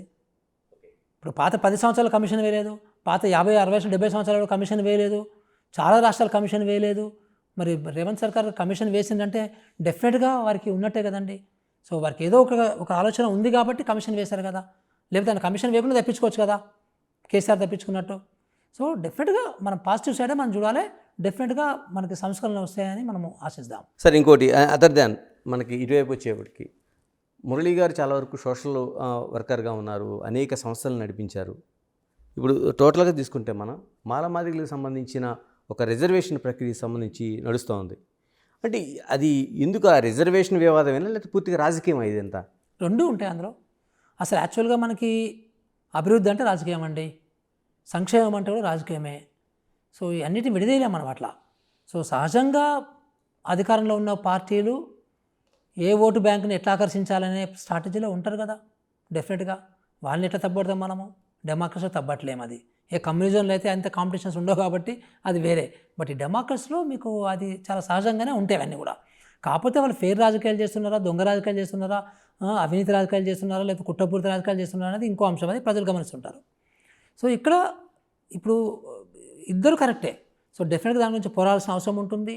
సో ఇటు ప్రభుత్వాలు వాళ్ళ యొక్క యాంగిల్లో వాళ్ళు ఆలోచన చేయాల్సి ఉంటుంది. సో దాన్ని మనం ఆ రకంగా చూడాలి దాన్ని, అంతేగాని దాన్ని మనం ఏదో ఒక కలుషిత రాజకీయమైన యాంగిల్లో కూడా చూడాల్సిన అవసరం లేదు యాక్చువల్గా. బట్ వాళ్ళ అడుగులో న్యాయం ఉంది. సో ప్రభుత్వాలు వీళ్ళ యొక్క రాజకీయం చేయడంలో వీళ్ళని కూడా మనం ఏం తప్ప. అంటే మురళి గారి వర్గీకరణ సంబంధించి ఫస్ట్ నుంచి కూడా ఒక స్టాండ్ ఉంది, ఎందుకంటే ఖచ్చితంగా జరగాల్సిన అవసరం ఉందనేది మీరు చాలా వరకు చాలా చోట్ల వాయిస్ వినిపించారు. At the same time Mandakrishna మాదిగని ఎందుకు వ్యతిరేకించాల్సిన అవసరం వస్తుంది? అక్కడ మందకృష్ణ మాదిగని వ్యతిరేకించడం కాదు, కానీ నేను మందకృష్ణ మాదిగ లాంటి చాలామంది ఎందుకు వ్యతిరేకిస్తానంటే, షెడ్యూల్ కాస్ట్ వాళ్ళు, బ్యాక్వర్డ్ క్లాసెస్ వాళ్ళు కొంత మేరకి ఒక సోషల్ కాన్షియస్ ఉంటే వాళ్ళందరూ కూడా రాజ్యాంగాన్ని గౌరవిస్తారు, రాజ్యాంగాన్ని రచించినటువంటి అంబేద్కర్ గారి ఆలోచన విధానాన్ని లైక్ చేస్తారు. సహజం, అంబేద్కర్ ఆలోచన విధానం కావచ్చు, రాజ్యాంగం కావచ్చు, ఈ రెండు ఏం చెప్తాయంటే అందరూ సమానంగా ఉండాలి, సో అందరికీ సమస్వేచ్ఛ ఉండాలి, అందరికీ సమన్యాయం ఉండాలి, అందరికీ కూడా మంచి జీవనోపాధులు ఉండాలి, ఒక మంచి సొసైటీ ఉండాలి అని ఆలోచిస్తుంటారు. ఇలాంటి భావజాలం కాకుండా ఇంకొక భావజాలము టు బి ఫ్రాంక్ మనకి బీజేపీ వాళ్ళకు ఆర్ఎస్ఎస్ వాళ్ళకు ఉన్నది. అందరూ సమానంగా ఉండొద్దు, సో కింద ఉన్న వాళ్ళు కింద పనులు చేసుకోవాలి, పైన ఉన్న వాళ్ళు పైనే ఉండాలి అనే వాళ్ళది భావజాలం ఉంది. సో నా బాధ ఏంటంటే మీరు కింద నుంచి వచ్చిన వాళ్ళందరూ కూడా మీకు అర్థమవుతుంది దీని యొక్క రూట్ కాజ్ ఏంటి అంటే ఈ రకంగా ఈరోజు భారతదేశము 134 ర్యాంకులో ఉంది. 190 దేశాలకు సంబంధించిన ర్యాంకింగ్ చేస్తే అభివృద్ధి ర్యాంకింగ్లో మానవ అభివృద్ధి సూచికలో 134 ర్యాంకులో ఉంది. ఈ 134 ర్యాంకులో ఉండడానికి కారణం ఏంటంటే బీజేపీ లాంటి భావజాలం. అంటే చాలామంది బీజేపీ వచ్చి మొన్న వచ్చింది కదా 10 సంవత్సరాలు అయింది లేదా 50 సంవత్సరాలు అంటారు, కానీ బట్ ఆ భావజాలాన్ని రకరకాలుగా మారుకుంటూ వస్తుంది. సో ఇప్పుడున్నటువంటి లేటెస్ట్ మనకు కనబడే భావజాలము బీజేపీది అనమాట. అది సేమ్ భావజాలము, అది మనకు 2000 సంవత్సరాల నుంచి ఎప్పటి నుంచో ఉందన్నమాట. సో ఇప్పుడు అలాంటి భావజాలాన్ని ప్రమోట్ చేసే మందకృష్ణ మాదిగ కావచ్చు, ఇంకెవరైనా కావచ్చు, డెఫినెట్గా మేము అపోజ్ చేస్తాం మాలాంటి వాళ్ళం, రైట్. సో అది బికాజ్ ఆయన కేటగరైజేషన్ గురించి కొట్లాడుతున్నాడు కాదు, అస్సలు కానే కాదు. ఆయన కేటగరైజేషన్ గురించి కొట్లాడినప్పుడు మేమందరం ఆయన చాలా సపోర్ట్ చేశాము, సో చాలా గ్రేట్ హీరోగా అనుకున్నాము, అందరం మెచ్చుకున్నాం కదా. బట్ ఆయన ఎప్పుడైతే ఈ భారతీయ జనతా పార్టీ యొక్క పార్టీకి సంబంధించిన జెండాను పట్టుకున్నాడో అప్పుడు మాకు కోపం వస్తుంది ఆయన మీద, తప్పకుండా అలాంటి వాళ్ళందరి మీద కోపం వస్తుంది ఎవరిపైనా కానీ. మురళి గారు, పార్లమెంటరీ డెమోక్రసీలోన బీజేపీ కూడా ఆ ప్రయాణం చేస్తుంది. వాళ్ళు అనేక చివరికి మైనారిటీ సంఘాలు కూడా ఏర్పాటు చేసుకుని వెళ్తున్న టైంలోన బీజేపీని అంత బూచిగా చూడాల్సిన అవసరం కానీ, అంత డేంజరస్ పార్టీగా చూడాల్సిన అవసరం కానీ ఉందంటారా? చాలా ఉంది డెఫినెట్గా. ఎందుకు చాలా ఉందంటే అది మామూలుది కాదు. భయమంతా మాలాంటి వాళ్ళ భయమంతా ఏంటంటే ఈ దేశము అరాచకం అయిపోతుందని భయపడుతున్నాం మేము. ఎందుకు భయపడుతున్నామంటే వెరీ సింపుల్ లాజిక్ అండి. వాళ్ళు ఏం చేస్తున్నారు, మైనారిటీస్ని ముస్లిమ్స్ని బూచి చూపించి హిందూ ఓట్లను తీసుకుంటున్నారు.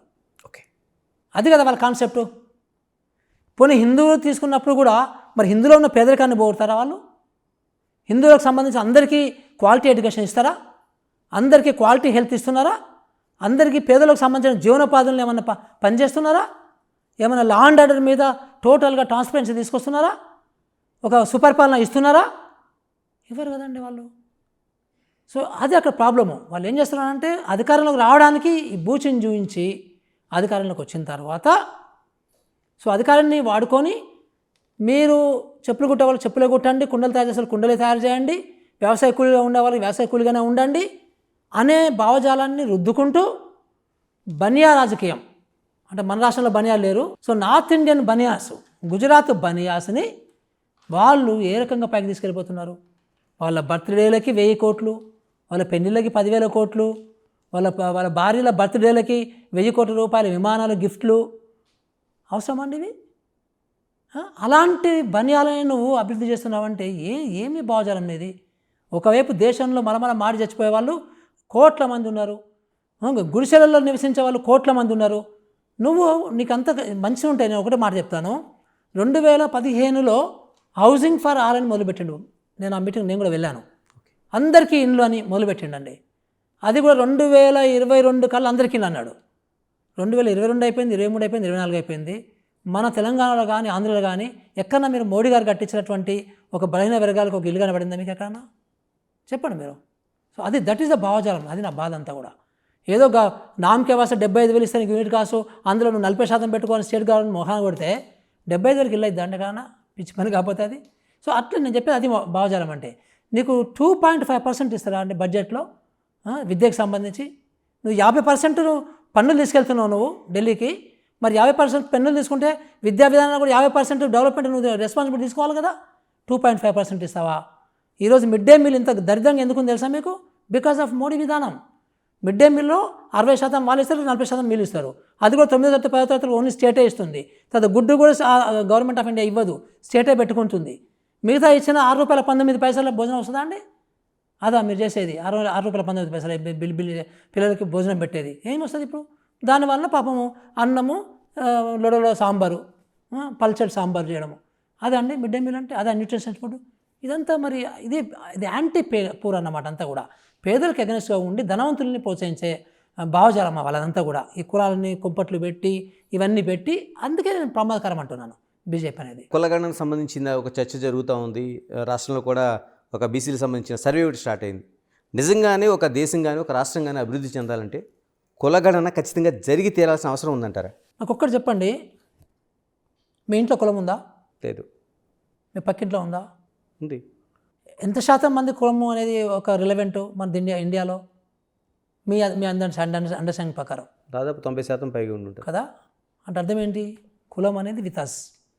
ఓకే. మన సొసైటీలో కులం అనేది ప్రధాన పాత్ర పోషిస్తుందండి. నీకు సింపుల్గా చెప్తానండి ఒకటి, ఒక ఐఏఎస్ ఆఫీసర్కి కులం పనిచేస్తుందా పనిచేయదా? ఒక రాజకీయ నాయకునికి కులం పనిచేస్తుందా పనిచేయదా? ఒక వ్యాపారస్తునికి కులం పనిచేస్తుందా పనిచేయదా?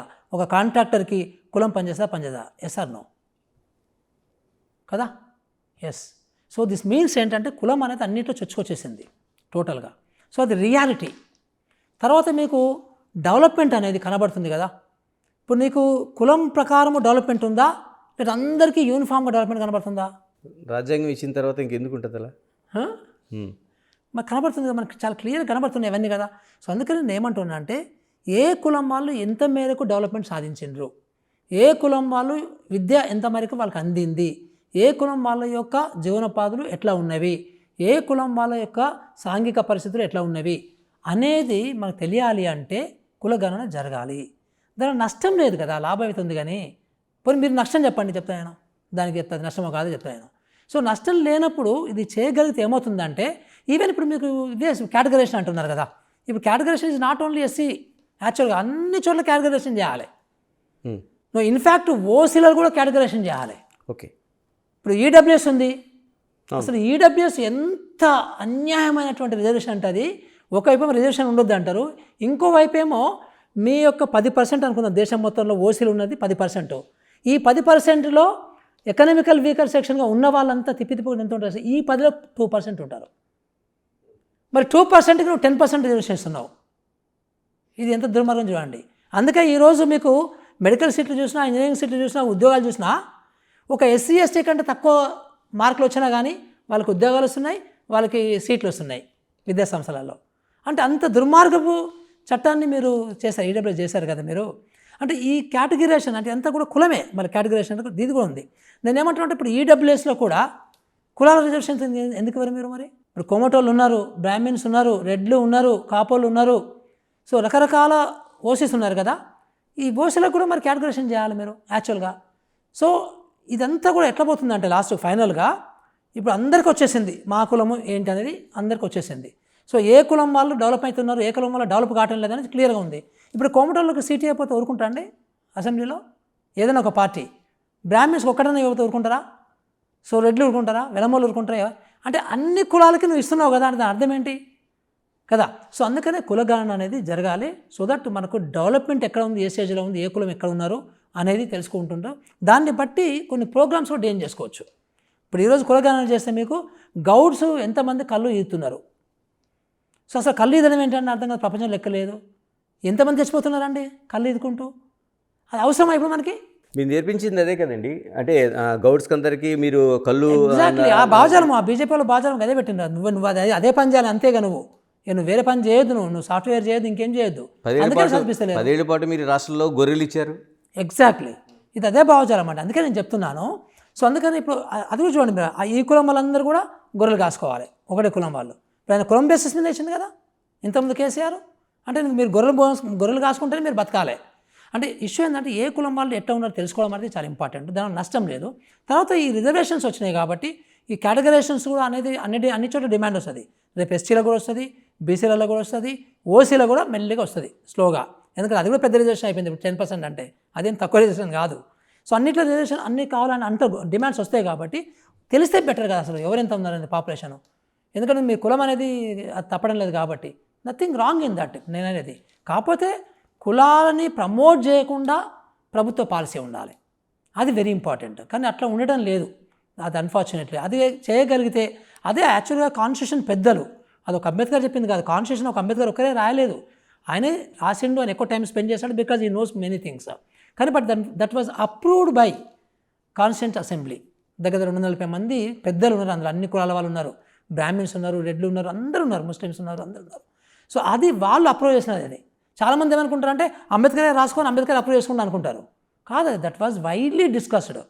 ఒక దగ్గర మోర్ దాన్ ఇయర్ దాని డిస్కషన్ జరిగినవి, జరిగిన తర్వాత అప్రూవ్ చేశారు కదా, దాని యొక్క స్పిరిట్ ఏంటి అంటే కులం యొక్క పోవాలి, కుల నిర్మూలన దిశ వైపు గవర్నమెంట్ యొక్క పాలసీస్ ఉండాలి, దానికి మంచి ఎడ్యుకేషన్ ఇవ్వాలి, ఒక వాల్యూస్ బేస్డ్గా ఇవ్వాలి. ఈరోజు మనం వాల్యూస్ ఎక్కడ చెప్తున్నామండి పిల్లలకి? ఎక్కడ చెప్తున్నామా పిల్లలకి వాల్యూస్ గురించి? అందరం కలిసి ఉండాలి, అసలు కులం మతాలు అనేది ఉండకుండా అందరం సేమ్, అందరము దేశంలో ఉన్నటువంటి మా పౌరులమే, అందరికీ దేశం ఇంపార్టెంటు, అందరికీ దేశభక్తి ఉందని చెప్తున్నామా మనం?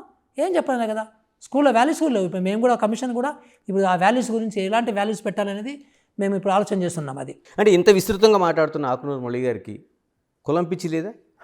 జోక్ ఇది. సో కులం పిచ్చి లేదండి, నా కులం పిచ్చి లేదని నేను గంట పదంగా చెప్పగలను. నేను పక్క కులం పిచ్చి ఉండకూడదు కూడా, అది చాలా మీన్ మెంటాలిటీ. ఒక మనిషి మెచ్యూరిటీ వచ్చిందంటే, ఒక మనిషి చదువుకున్నాడంటే, ఒక మనిషికి ఒక అభ్యుదయ భావాలు ఉన్నాయంటే కుల పిచ్చి ఉండొద్దు. కానీ నీకు కులం పిచ్చి నీకు ఉన్నా లేకున్నా నేను అండగడతారు, అది వేరే విషయము. సో నువ్వు పుట్టావు కాబట్టి ఇక అంతే. నువ్వు ఇప్పుడు నన్ను ఎప్పుడైనా కానీ దళిత ఐఏఎస్ ఆఫీసర్ అంటారా కానీ ఉత్త ఐఏఎస్ ఆఫీసర్ అంటారా? అన్నారు కదా. సో అది దట్ ఈస్ అ సొసైటీ. కానీ కులం పిచ్చి అనేది ఇప్పుడు చాలామందికి లేదు, అంటే మంచిగా ఉన్న వాళ్ళలో అభ్యుదయవాదులకి చాలామందికి లేదు. ఇప్పుడు నేను హరిగోపాలగిరికి కుల పిచ్చి ఉందంటే నేను ఒప్పుకోను, ఎగ్జాంపుల్ చెప్తున్నాను. ఇట్లా చాలామందికి ఉండదు అది. సో కులపిచ్చి అనేది అంటే ఆయన కులం ఉంటుంది తప్పదు కదా, నువ్వు కులం ఉన్నంత మాత్రం కులపిచ్చి ఉందని ఎట్లా అంటావు? కులపిచ్చి అంటే దానికి పారామీటర్స్ ఉంటాయి కదా. సో నువ్వు పనిచేసే దగ్గర వాళ్ళని మాత్రమే పెట్టుకుంటావు, సో నువ్వు ఉద్యోగాలు ఇస్తే వాళ్ళనే సెర్చ్ చేసుకొని వాళ్ళకే ఇస్తావు, సో ఎక్కడైనా బెనిఫిట్స్ ఇవ్వాలనుకుంటే వాళ్ళకే ఇస్తావు. అట్లా ఎక్కడైనా ఇప్పుడు నాకు నా 40 సంవత్సరాల చరిత్రలో ఎక్కడ ఎవరికైనా కనబడింది అట్లా కులపిచ్చి? సింపుల్ కదా లాజిక్ అది. సో అట్లా అంటే మనం కులం గురించి అలా ఇప్పుడు అందుకని నేను ఎక్కడ పనిచేసినా కానీ గ్రామీణ అభివృద్ధిలో ఇదే ట్రైనింగ్ ఇచ్చేవాళ్ళం మా వాళ్ళకి. ఒక గ్రామంలో వెళ్ళినప్పుడు నువ్వు అతి పేద వాళ్ళు ఎవరు ఉంటారో వాళ్ళని ఐడెంటిఫై చేసి, సో అక్కడి నుంచి డెవలప్మెంట్ స్టార్ట్ చేయాలి, అక్కడి నుంచి నువ్వు వాళ్ళని సంఘాలు తీసుకురావాలి, అక్కడి నుంచి నువ్వు లైవ్లీహుడ్స్ ప్రమోషన్ చేయాలి. అది ఏ కులమైనా ఉండొచ్చు. ఒక్కొక్క ఊరి పరిస్థితిని బట్టి ఒక ఊర్లోనేమో వీళ్ళు ముదిరాజులు బాగా పేదగా ఉండొచ్చు, ఇంకొక ఊర్లో గౌడ్లు పేదగా ఉండొచ్చు, ఇంకొక ఊర్లో మాదిగలు పేదగా ఉండొచ్చు, ఇంకొక ఊర్లో లంబడులు బాగా పేదగా ఉండొచ్చు. అట్లా రకరకాలుగా కొన్ని ఊళ్ళలో కోయలు పేదగా ఉంటారు. అట్లా ఉదాహరణకి మీరు ట్రైబలేషన్ తీసుకుంటే కోయ వాళ్ళకంటే ఎస్సీలు బాగా పేదగా ఉంటారు. ఎందుకంటే కోయ వాళ్ళకి ఆదివాసులకి వాళ్ళ భూములు ఉంటాయి, వీళ్ళు భూములు కొనడానికి లేదు, వీళ్ళ భూములు లేవు అక్కడ, వీళ్ళు బయట నుంచి పోయి బతుకుతున్నారు అక్కడ. సో అందుకని వీళ్ళు ఎక్కువ పేదగా ఉంటారు. అంటే ఎగ్జాంపుల్ చెప్తున్నాను మీకు నేను. సో వాళ్ళ పేదరికం వేరు, వీళ్ళ పేదరికం వేరు. సో ఇట్లా ఈ పేదరికాన్ని డిఫైన్ చేసుకోవడము, సో ఈ పేదలు ఎవరని ఐడెంటిఫై చేసుకోవడం అనేది వెరీ ఇంపార్టెంట్. అది ఏ కులమైనా కావచ్చు అది. సో అలాంటివి ప్రమోట్ చేయాలి వీళ్ళు కూడా, గవర్నమెంట్స్ కూడా అలాంటివి ప్రమోట్ చేయాలి. పేదలని ఐడెంటిఫై చేయడం అనేది ఇంపార్టెంట్, కులం కాదు అక్కడ కావాల్సింది. సో అట్లా నేను చేసిన చాలా వాటిలలో కూడా ఎక్కడ కూడా ఇది కాకుండా మేము పేదరికాన్ని దీంట్లో పోతాం. మాకు కొప్పుల రాజు గారు అట్లా ట్రైనింగ్ ఇచ్చాడనే. సో ఈ కులపిచ్చి మేము మాకు ట్రైనింగ్ ఇవ్వలేనే. మేము ఇద్దరం 13 సంవత్సరాలు కలిసి పనిచేసాము. సో నాకు ఇప్పుడు ఆయన దగ్గర 35 సంవత్సరాల పరిచయం ఆయన. ఎప్పుడు ఈ కులపిచ్చితో మేము ఎప్పుడు ఆర్గ్యుమెంట్ చేసుకోవాలి. ఎంతసేపు పేదరికం మీద, విద్య మీద, లైవ్లీహుడ్స్ మీద, సో దీని మీద, సస్టైనబిలిటీ మీద, డెవలప్మెంట్ మీద, దీని మీద మేము మాట్లాడుకుంటాం తప్ప ఇట్లా మాట్లాడుకోము. సో ఈవెన్ మా కంపెనీ అందరం కూడా ఇప్పుడు నాతో పాటు చాలామంది పనిచేస్తున్నారు, కానీ ఎప్పుడు కూడా ఈ కులపిచ్చితో మేము మాట్లాడాము అట్లా ఎప్పుడు కూడా. ఇలా ఎస్డిఎఫ్లో అనేక డాక్యుమెంటేషన్స్ తీసుకొచ్చారు, అటు ప్రయాణం ఎలా జరుగుతుంది? అంటే ఇప్పుడు నేను ఇక్కడ కమిషన్ మీద అఫీషియల్ పొజిషన్ తీసుకున్నాను కాబట్టి నేను ఎస్డిఎఫ్లో నా పాత్ర తగ్గించుకున్నాను. యాక్చువల్గా అక్కడ చాలామంది ప్రొఫెసర్స్ ఉన్నారు, చాలామంది యాక్టివిస్ట్ ఉన్నారు. సో మా ఎస్డిఎఫ్లో ఏంటంటే అన్ని రకాల కులాల వాళ్ళు ఉంటారు, ఓసీలు ఉంటారు, బీసీలు ఉంటారు, ఎస్టీలు ఉంటారు, మైనార్టీస్ ఉంటారు, అందరూ ఉంటారు అక్కడ. సో అదొక ప్రయోగం, అదొక మంచి ప్రయోగం అన్నమాట. ఈ కులపిచ్చి నుంచి బయటకు వచ్చి అదొక రియల్ దేశభక్తి ప్రయోగం అది actual, to be frank. So దేశం బాగుపడాలంటే ఏం చేయాలి, రాష్ట్రం బాగుపడాలంటే ఏం చేయాలి, సో ఈ సమానత్వాన్ని సాధించాలంటే ఏం చేయాలి. So at the same time మేము కమ్యూనిస్టం కాదు మళ్ళీ అది కూడా. సో కమ్యూనిస్ట్ ఐడియాలజీ మాకు బాగా నచ్చుతుంది కానీ బట్ వీఆర్ నాట్ కమ్యూనిస్టులు. ఎందుకంటే అది ఈ దేశంలో కమ్యూనిజం అనేది వర్కౌట్ కాదు, అది ఆల్మోస్ట్ లైక్ ఇంపాసిబుల్. ఈ కులాల కుంపట్లో ఉన్నటువంటి వ్యవస్థలో కమ్యూనిజము అది బతికి బట్టగట్టాలంటే ఇంపాసిబుల్. అది ఒకవేళ కమ్యూనిజం వచ్చినా కానీ మళ్ళీ అందులో కులం వస్తుంది, అది ఇంకా డేంజరస్ అది. సో దట్ డజంట్ వర్క్ అన్నమాట. అందుకనే మేమందరం కూడా ఒక డెమోక్రటిక్ లిబరల్స్. అంటే ఎందుకు అది ఏంటంటే అంబేద్కరిజం కొనసాగుతుంది కదా, అంబేద్కర్ కూడా చెప్పింది అదే, కులాల ప్రాతిపదిక మీద, పునాదుల మీద ఇది నిర్మించలేమని చెప్పాడు. Exactly, yes, we believe that. That is Ambedkarism అండి. చాలామంది పాపము బాబాసాహెబ్ అంబేద్కర్ని ఒక కులం మీద స్టాంప్ వేసి అక్కడ పక్కన పెడతారు, అది చాలా తప్పది. నన్ను కూడా ఒక కులంలో లాగా చూస్తుంటారు. ఇది అంతా కూడా ఏంటంటే మన యొక్క సొసైటీని అంత మెచ్యూరిటీ లేని సొసైటీ యాక్చువల్గా. సహజంగా వీళ్ళకి ప్రతి ఒక్కటి కూడా అంటే అంతా చూసిన పచ్చడికలు వస్తే పచ్చ కలర్ అయిపోతాయని. అవును. సో అట్లా అందరికి పసుపులా కనబడినట్టుగా ఇది కూడా అట్లా కనబడుతుంటుంది, కానీ అది తప్పది, చూడాలి అంతా కూడా మనుషులు ఎవరో. ఇలాగ మీ డాక్యుమెంటేషన్లోనే దాదాపు ఎడ్యుకేషన్కి ఒక 15% ఇవ్వాలనేది మీ చాలా డాక్యుమెంటేషన్స్లో మేము చదివాం. ఇప్పుడు మీరు విద్యా కమిషన్ చైర్పర్సన్గా ఎలాంటి పర్సంటేజ్ని గవర్నమెంట్ సూచిస్తున్నారు? ఇప్పుడు నేను సూచించడం కాదు, కానీ ఆల్రెడీ కాంగ్రెస్ మేనిఫెస్టోలోనే 15% ఎడ్యుకేషన్ పెట్టాలని చెప్పేసి వాళ్ళు రాసుకున్నారు. సో అదే ఇస్తారని నేను ఆశిస్తున్నాను. సో యాక్చువల్గా కొఠారి కమిషన్ ప్రకారం 20% ఇవ్వాలి స్టేట్స్ అందరూ కూడా, దట్ ఇస్ ద రికమెండేషన్ యాక్చువల్గా. కానీ బట్ ఇష్యూ ఇవాళ రేపు పర్సంటేజ్ అని దానికంటే కూడా అసలు ఈ విద్యకు సంబంధించిన సంస్కరణ ఎట్లా తీసుకురావాలి, విద్యకు సంబంధించిన లోటుపాట్లను ఎట్లా పూడ్చాలి, సో దీంట్లో ఉన్నటువంటి గ్యాప్స్ ఎట్లా ఫిల్ చేయాలి, సో దాని మీద స్టడీ చేసి దాని మీద ఆలోచన చేసి దానికి సంబంధించిన బడ్జెట్ పెడితే nothing like that comes to డెఫినెట్గా డబుల్ డిజిటే వస్తుంది, సింగిల్ డిజిట్. ప్రస్తుతానికి ఉన్నది మనకి లోయెస్ట్, దేశం మొత్తంలో lowest allocation to the education అన్నమాట. ఎందుకని అంటారు? ఎందుకంటే దశాబ్ద కాలంగా అంటే ఒక 10 ఏళ్ళుగా తెలంగాణ రాష్ట్ర ఆవిర్భావం జరిగింది, ఎందుకు అంత ఎడ్యుకేషన్ వెనకాలాల్సిన అవసరం వచ్చింది? ఎందుకంటే కేసీఆర్ గారు విద్యని ధ్వంసం చేయాలని అనుకున్నాడు, అంటే ప్రభుత్వ విద్యను ధ్వంసం చేయాలనుకున్నాడు. సో అందుకనే మెల్లమెల్లగా బడ్జెట్ని తగ్గించుకుంటూ ఏదో ఒక రెసిడెన్షియల్ స్కూల్స్ పేరు మీద ఏదో కొత్త ప్రతి కాన్స్టిట్యున్సీకి ఒకటని చెప్పేసి మంజూరు చేసి వాటన్నిటిని కూడా ఒక ప్రైవేట్ అకామిడేషన్లో పడేసి వాటి కనీసం ఒక బిల్డింగ్ కూడా కట్టకుండా, సో సరిగ్గా బడ్జెట్లు కూడా ఇవ్వకుండా మార్చి తిన్నాడు కదా. అవన్నీ కూడా తిప్పి కొడితే మనకి ఒక 6-7% పిల్లలకు మాత్రమే ఉపయోగపడతాయి రెసిడెన్షియల్ స్కూల్స్. బట్ మిగతా 94% పిల్లలు బయట రెగ్యులర్ స్కూల్స్ ఉన్నాయి కదా, మండల పరిషత్ స్కూల్స్లో చదువుకున్నారు, జిల్లా పరిషత్ స్కూల్లో చదువుతారు కదా. సో ఆ స్కూల్స్ని మొత్తం నాశనం చేసిపోయాడు, జూనియర్ కాలేజీని నాశనం చేశాడు, యూనివర్సిటీని నాశనం చేశాడు, సో డిగ్రీ కాలేజీని నాశనం చేశాడు. సో అది అక్కడ నుంచి ఇప్పుడు ನಾವು ఐ థింక్ ఈ ప్రజెంట్ గవర్నమెంట్ కొంచెం బిల్డ్ చేసుకుంటూ వస్తుంది. చివరిగా చెప్పండి మురళి గారు, అంటే ఒక విద్యా కమిషన్ చైర్పర్సన్గా ఉన్న మీరు మీ సోషల్ మీడియా వేదిక కావచ్చు, మీ ఎక్స్ కావచ్చు, ఇలాంటి వాటిల్లో రాజకీయాలు మాట్లాడడం పైన చాలా తీవ్ర అభ్యంతరం వ్యక్తం అవుతుంది. మీ పైన కూడా అనేక కామెంట్స్ చేస్తున్నారు. ఎలా చూడాల్సిన అవసరం ఉంది? అంటే మీరు ప్రభుత్వ పరంగా నడుస్తున్న ఒక పదవిలో, ఒక ఉన్నత పదవిలో ఉన్నారు, ఒకవైపు రాజకీయాలది, అంటే రెండు కలిపి ప్రయాణం చేయాలా, లేకపోతే వాళ్ళు చెప్పినట్టు వేడివిడిగా చూడాలి? ఏంటంటే నేను ఒక స్టాండ్ తీసుకున్నాను దాని మీద. నేను ఒక స్టాండ్ ఏం తీసుకున్నాను అంటే, first this all is temporary, okay right, ఇదేం పర్మనెంట్ కాదు, ఇదేం కాదు, ఇది టెంపరీ. తర్వాత ఇదేం కాన్స్టిట్యూషన్ పోస్ట్ కాదు, నేనేమి ఓతు తీసుకొని రాలేదు, right. So this is a kind of ఒక అసైన్మెంట్, ఒక ప్రొఫెషనల్ అసైన్మెంట్ తీసుకున్నాను ఇక్కడ, అంతే. నా ప్రొఫెషనల్ అసైన్మెంట్ ఏంటంటే నేను పని చేయాలి. సో ఇది మొత్తం కూడా దీనికి సంబంధించినటువంటి మొత్తం స్టేక్ హోల్డర్స్తో కన్సల్టేషన్ చేయాలి. సో అన్ని రకాల డాక్యుమెంట్స్ చదవాలి, చట్టాలు చదవాలి, రాజ్యాంగం చదవాలి, లేకపోతే మనకి మిగతా డాక్యుమెంట్స్ చదివి ఒక మంచి విధానాన్ని మన గవర్నమెంట్ రికమెండ్ చేయడం. ఆ పైన నేను రోజుకు 10 గంటలు పనిచేస్తున్నాను, అది ఇస్తుంటాను. కానీ అట్ ది సేమ్ టైం నాకు ఒక సోషల్ రెస్పాన్సిబిలిటీ కూడా ఉంది. ఓకే. సో ఇప్పుడు వీళ్ళు కొంతమంది రాజకీయ నాయకులు గత 10 సంవత్సరాల్లో నాశనం చేసినటువంటి, విద్యను నాశనం చేసినటువంటి, పేదరికానికి సంబంధించిన చాలా అంశాలు నాశనం చేసినటువంటి, వీళ్ళకి ఇండ్లు కూడా ఇవ్వకుండా మొత్తం ఆ ఇండ్లను కూడా నాశనం చేసినటువంటి ఏదైతే కేసీఆర్ ప్రభుత్వం ఉందో, వాళ్ళు అబద్ధాలు ఆడుతుంటే, వాళ్ళు ఒక భయంకరమైనటువంటి వాళ్ళకు నోరు ఉంది కాబట్టి, వాళ్ళకు ఒక చాతుర్యం, నోరు యొక్క మాట్లాడే చాతుర్యం ఉంది కాబట్టి అన్ని అబద్ధాలు మాట్లాడుతుంటే, నేను ఒక రెస్పాన్సిబుల్ సిటిజన్ లాగా I will not keep quiet అండి. అదే ఇంకొకరు వేరే వాళ్ళు కూడా జోకర్స్ లాగా రకరకాల జిమ్మిక్కులు చేస్తుంటే, పొలిటికల్ జిమ్మిక్కులు చేస్తుంటే, అబద్ధాలు ఆడి ప్రజల్ని ఇది చేయకూడదు కదా, పక్కతో పట్టించదు కదా. సో అందుకని నేను డెఫినెట్గా అప్పుడప్పుడు రియాక్ట్ అవుతాను, కావాల్సిన అవసరం కూడా ఉంటుంది. బికాజ్ నేను పక్క తెలంగాణ ఐట్నే. సో తెలంగాణకు సంబంధించినటువంటి ఎలాంటి అబద్ధాలు ఆడినా, ఎవరైనా కానీ అబద్ధాలు ఆడినా కానీ, ఇంకెవరైనా కానీ దీన్ని వెనక్కి తీసుకెళ్ళిపోతే, లేదా ఒక రాజకీయ వ్యవస్థకి, ఒక మంచి రాజకీయ వ్యవస్థని కాకుండా ఒక చెడు రాజకీయ వ్యవస్థను తీసుకురావడానికి ట్రై చేస్తే, లేదా రాజ్యాంగాన్ని దీన్ని మాపాలని చెప్పేసి, మొత్తం రూపు మాపాలని చెప్పి రాజ్యాంగాన్ని డైల్యూట్ చేయాలని చూస్తే డెఫినెట్గా నేను మాట్లాడాల్సి వస్తుంది. ఇది మాట్లాడుతున్నారు. ఇప్పుడు ప్రవీణ్ కుమార్ పైన మీరు ఒక జోకర్లా మాట్లాడారు, ఐపీఎస్ పదవికి మీకు భంగం కలిగిస్తున్నారు, ఆ స్థాయి లేదని చెప్తున్నారు మీరు డైరెక్ట్గానే. చెప్పాను, అనిపించింది. ఎందుకంటే because he was a stake holder, నేను కూడా స్టేక్ హోల్డర్ ఆయన యొక్క దాంట్లో. సో నాలాంటి వాళ్ళు చాలామంది కూడా స్టేక్ హోల్డర్స్. సో ఆయన జర్నీ చేసినటువంటి ఆ టైం ఏదైతే మంచి టైం ఉందో, ఆ మంచి టైంలో. బట్ ఈరోజు ఆయన ఫక్తు రాజకీయ నాయకులు చేస్తుంటే మేము జీర్ణించుకోలేకపోతున్నాం కదా. సో అది అట్టెట్లా అనేది, ఎందుకంటే సడన్గా మనుషులు మారొద్దబ్బా ఎవరైనా కానీ. సో ఫస్ట్ నుంచి మీకు మల్లారెడ్డి ఉన్నాడు, మల్లారెడ్డి మాత్రమే ఎక్స్పెక్ట్ చేయం మనం. Okay. So we saw the Mallareddy like what he was, so what he is now, ఏం లేదు అంతే. సో మల్లారెడ్డి మీన్స్ ఇంతే అట్లా అనుకుంటాం కాబట్టి మనకి ఏం అనిపించదు. కానీ బట్ ఒక ఒక ఒక ఒక ప్రొఫెషనల్గా పనిచేసిన మనిషి సడన్గా ఒక సాధారణ రాజకీయ నాయకునిలాగా మాట్లాడుకుంటూ, అబద్ధాలు మాట్లాడుకుంటూ, సో అంతకుముందు ఒకటి మాట్లాడి ఇప్పుడు ఒకటి మాట్లాడుతూ ఉంటే చిరాకు పెడుతుంటుంది కదా ఎవరికైనా, నాకే కాదు. అలాంటి వాళ్ళు కొంచెం మంది లక్షల మంది ఉన్నారు రాష్ట్రంలో, వాళ్ళకు కూడా చిరాకు పడుతుంటుంది కాబట్టి మాట్లాడాం మనం. థ్యాంక్ యూ మురళి గారు, thank you very much. Thank you. ఇది టోటల్గా విద్యా కమిషన్లో తీసుకురావాల్సిన మార్పులు. మరోవైపు ఖచ్చితంగా ఒక నాణ్యమైన విద్యను అందించడం కోసం ఈ కమిషన్ ప్రయత్నం చేస్తుంది, ఆ దిశగా అడుగులు వేస్తుంది. దీనికి ప్రభుత్వం నుంచి సహకారం ఉంటుందనేది ఎక్స్పెక్ట్ చేస్తున్నారు. మరోవైపు కమిషన్లో ఉన్నంత మాత్రాన రాజకీయాలు అంటే 2 నాలుకేళ్ల ధోరణితో మాట్లాడే వాళ్ళని ఖచ్చితంగా ఆకునూరి మురళి ఖండిస్తారు, దాన్ని ప్రజల ముందు పెడతారనేది స్పష్టం చేస్తున్నారు. Keep watching Big TV. This is Ganesh. For more videos like this, subscribe Big TV channel.